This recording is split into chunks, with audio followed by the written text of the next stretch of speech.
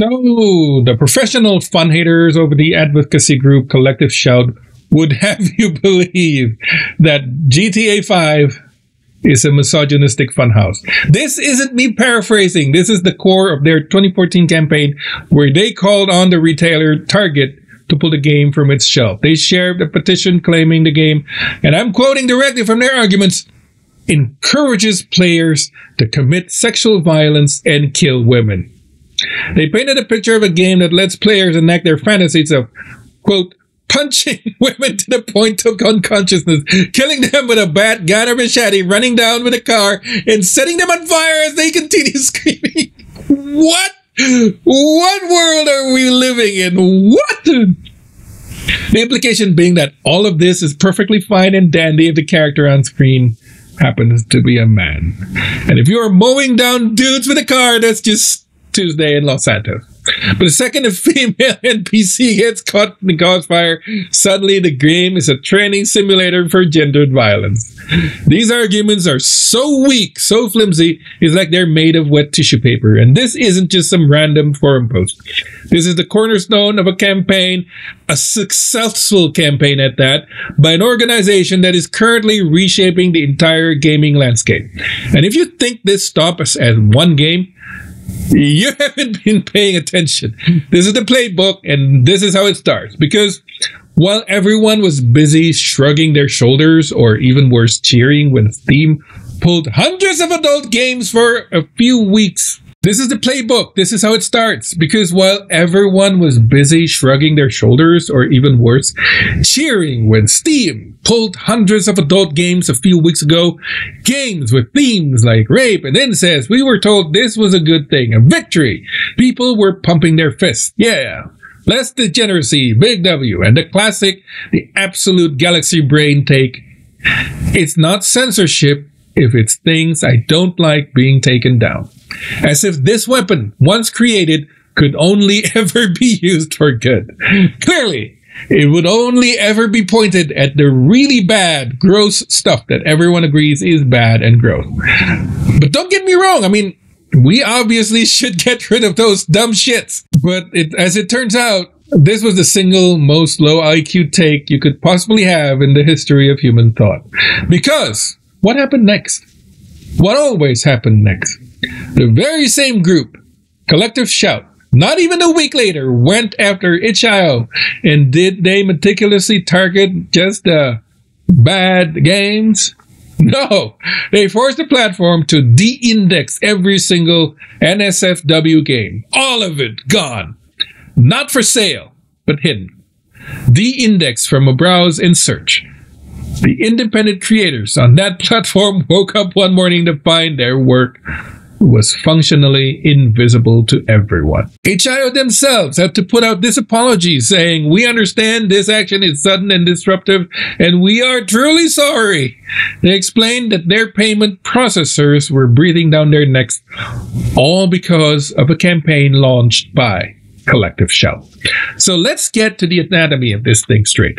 You have an advocacy group, Collective Shout. They don't go to lawmakers. They don't try to change public opinion through debate. No. They go straight to the financial jugular. They go to the payment processors. Visa, Mastercard, PayPal, Stripe. And they squeeze. I don't know what kind of leverage they have. I don't know if they're willing to give them perpetual wet willies, or if they've got photographic evidence of every executive on Epstein's Island. But they have gotten these companies by the nutsack, and they are squeezing the piss from their ball.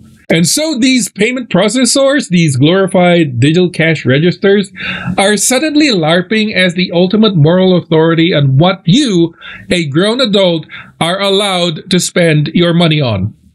They threaten to pull their services, which for a digital platform like Steam or itch, turns out to be a death sentence. It's financial ruin. So the platforms, they have no choice. They roll over, go belly up, and suck the schmeat out of the payment processing cartel that has them in a chokehold. They self-censor. Not because a law was passed, not because a court ruled on it, but because a private company was bullied by another private company all instigated by a third private company that has decided that it knows best for everyone. This is the privatization of censorship. It bypasses every democratic safeguards we have. There's no due process. There's no legal standards like Miller test for obscenity. There's no transparency. There's just pressure. And the justification from the payment processors? Brand protection. Risk mitigation. These are meaningless, nebulous terms that can mean whatever they want them to mean. It's a systemic transition from legal regulation to moral regulation of commerce. And frankly, it's terrifying. And let's just address the first line of defense people throw up, which is, but they're going after rape and incest games. How can you possibly be mad at that? I get it. It's a low-hanging fruit target. Most people aren't going to shed a tear for a game called Incest Simulator 3000. It was a calculated, easy win designed to get the public on their side. But turns out it's a classic foot in the door technique. You start with something everyone universally despises, you establish the precedent, you prove the mechanism work, and then you widen the scope. And this is exactly what happened. It went from hundreds of games with these specific themes on Steam to all adult content irrespective of theme on itch.io in less than a week. The goalposts didn't just move. They were teleported to a different stadium. Critically acclaimed games got caught in that net. Games with artistic, educational, or social value. A game called Consume Me, which won the Sumas McNally Grand Prize and the Nuovo Award at the Independent Game Festival. The Oscars of indie gaming. That game got delisted. It's a game about eating disorders, familial pressure, and societal sexism. Themes that are supposedly what groups fighting for women should care about. But nope, it's adult! So it's got swept up in the purge. Another one, for example, Robert Yang's The Tea Room, a historically grounded game about 1960s gay cruising culture and police surveillance. A non-exploitative, politically conscious piece of art faced removal. These aren't the dregs they claim to be fighting. This is collateral damage that reveals the true indiscriminate nature of the crusade. They are using a nuke to solve a fly problem and acting surprised when the whole house gets leveled. This isn't a new phenomenon. This is just the latest, dumbest evolution of a moral panic. So let's do a little history. You have the thesis, the 1980s Satan Panic, where Dungeons and Dragons was going to turn your kids into devil worshippers. It was driven by religious fervor for a total misunderstanding of the source material. Then you have the antithesis, the 90s video game panic, led by guys like Jack Thompson. Remember that piece of shit? Railing against Mortal Kombat and Night Trap. It was a political crusade leading to congressional hearing and the creation of the ESRB rating system. At least then, it was public. There was debate, regardless of however flawed it was. What we have now is the failed synthesis of the two. It's a Frankenstein monster. It takes the moral absolutism and religious underpinnings of the Satanic Panic. And I mean that literally. Collective Shout's open letter was co-signed by groups like the National Center for Sexual Exploitation, EDCOS, which was founded by clergymen in the 60s and frames porn as a public health crisis, and Exodus Cry, whose founder equates abortion with the Holocaust and calls homosexuality a sin against God. So, you have that ideological core, but you fuse it with a completely amoral, soulless, risk-averse logic of late-stage capitalism. The brand protection nonsense from Visa and Mastercard. The result is, a form of censorship that is more insidious than anything that came before it. It has no public face. It has no clear ideology beyond a vague puritanical cleanliness. It operates not through laws, but through opaque, non-negotiable corporate terms of service. It's a censorship machine that runs on cowardice. And its primary fuel is misrepresentation, a complete and utter failure to engage with the medium on its own terms. So let's go back to their previous targets. Let's talk about Detroit, Become Human. In 2018, Collective Shout supported a petition to ban the game in Australia. Why? Because it depicted child abuse and violence against women. They're talking about the Kara storyline, where she's an android housekeeper to an abusive father and his daughter, Alice. The game shows you this horrific domestic situation. Now, anyone who has actually played video games in the last 20 years understands what Quantic Dream does. They make branching narrative, interactive moral frameworks. The entire point of that sequence is to evoke empathy. The player is given the agency to intervene, to protect Alice, stand up against the abuser. Your choices have consequences that ripple through the entire story. It is the very definition of using interactivity to make the player feel the weight of a situation. It is designed to make you reject abuse and not endorse it. But the analysis coming out of Collective Shout, they engage in what can only be described as representational flattening. They ignored the game's context, its mechanic, its narrative intent, the entire ludic context, and reduce it to a series of out-of-context images. Look! A child is in distress. This game promotes child abuse. It's a fallacy so profound it's almost breathtaking. It's the equivalent of saying Schindler's List promotes the Holocaust because it depicts it. It's a fundamental willful betrayal of media literacy. And to call the removal of such game anti-feminist in its intent isn't an exaggeration. Here is a story about a female-coded character breaking a cycle of misogynistic abuse, and they wanted it banned under the banner of protecting women. It makes zero sense. Their logic would erase half of modern storytelling. Kratos' son in God of War goes through tremendous, harmful, and distressing situation. Is that game promoting child abuse? Banished to the Shadow Realm. The Last of Us. Forget it. Limbo, too much child endangerment. And game with a strong female lead who goes through hardship like Tomb Raider? Lara Croft gets killed in 1,000 gruesome ways if you fail. She's constantly hunted, hurt, and distressed. Is that a misogynistic funhouse? According to their own logic, yes, it is. The natural conclusion of this line of thinking is that game developer, terrified of running afoul of this roving moral tribunal, will simply stop putting women in their games in any meaningful capacity. If a female character can't be put in a distressing situation without the game being accused of promoting violence against women, then she can't be a protagonist. She can't be an antagonist. You'll be fighting women. You can't have a deep, meaningful character arc because the character will have no arc. They're gonna have no opponent at all. Because almost always, these things involve struggle and harm. To be safe from Collective Shout's interpretation, a female character would have to be an immoral, uninteractable NPC. That's it. With God mode activated, who only speaks in pleasantries and never experiences anything deeper than mild inconvenience. Even then, you'll be harming her. She has to be a completely flat nothing burger of a character. How is that a win for feminism?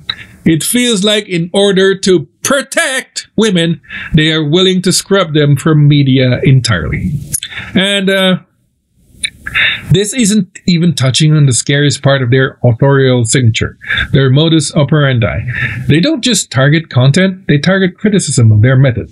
So there was an article I was reading to get some of these exact quotes, an article from Vice. It got taken down 8 hours after a streamer discussed it. The parent company, Savage Ventures, pulled it, citing concerns over controversial subject matter. The article, it wasn't even that harsh. It was just investigative journalism detailing the group's tactic. Several journalists resigned in protest because of it. This shows that their influence isn't just about censoring games. It's about censoring the conversation about censorship.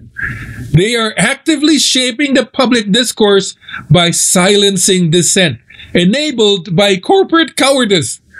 Now, let's play this out. Let's extend this to its natural conclusion. As collective shout becomes more and more successful, what do you think is going to happen? Other organizations will see the blueprint. They'll see how it works. You don't need to win a debate. You just need to successfully bully the payment processors. So who's to say an organization doesn't pop up that wants to take away all the LGBTQ plus representation in games? Now they have a proven formula to follow. They can just start a campaign, bombard Visa and Mastercard with complaints about promoting a homosexual agenda, and watch the platforms fold. Another group could decide that all M-rated games are evil, that games should be purely for children, with no violence, no deep themes, nothing thought-provoking. Not even animal violence in Mario games. A neo-puritanical movement could easily use these same tactics to try and sanitize the entire industry. Do you honestly believe this power will only ever be used against things you don't like? Going to be pandemonium. Because this isn't just about games. There's some much bigger issues here. There's no amount of mental gymnastics you can possibly perform to justify why a payment processor should have a final say in what you're allowed to buy. These are not government bodies. They are not courts of law. They are for-profit corporations whose sole function is to facilitate a transaction. For them to step in and act like a bouncer at some douchey lacrosse house party, looking at your purchase and going, "What do you know here? No, you're not allowed in." Is an absolute perversion of their role in society. Think about the president. Let's move beyond games. Let's say you want to buy an adult sex toy. It's a legal product. What if the payment processors, under pressure from a moral crusader group, decide that these products are obscene or brand damaging? They threaten to pull out of any business that sells them. Suddenly, an entire legal industry is wiped out. Let's take it to something not even sexual. Let's say you're a collector. You want to buy a replica katana from a movie. It's a decorative item. But the payment processors might deem it too dangerous and refuse to process payment for any sites that selling them.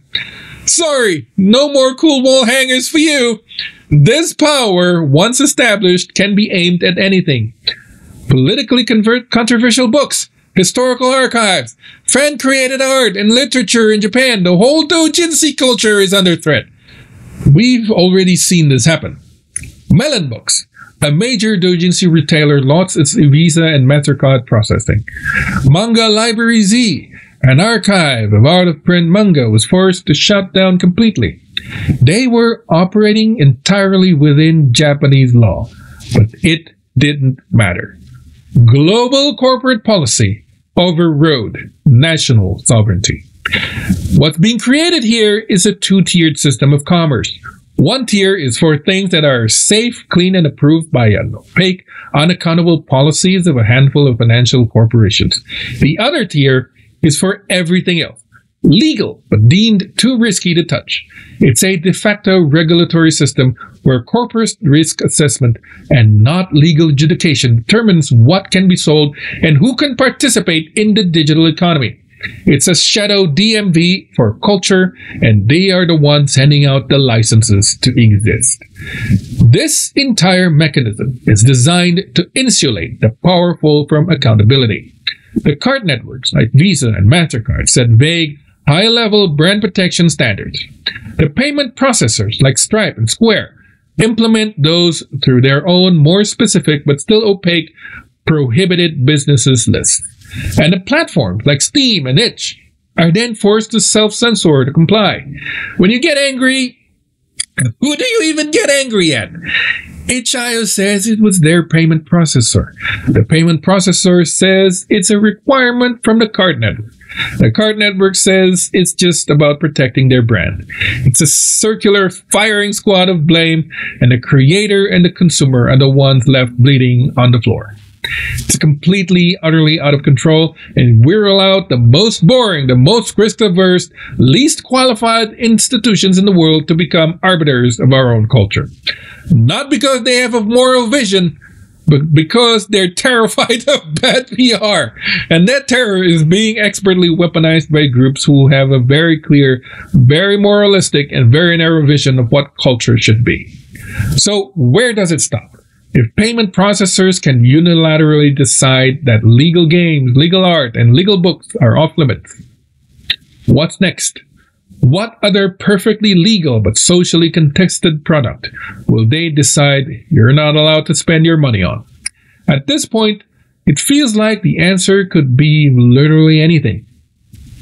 So let me know in the comments what you think the next target will be, because this machine is built now, it's running, it's hungry, and I guarantee you it's not going to stop with video games. Subscribe, and I'll see you later.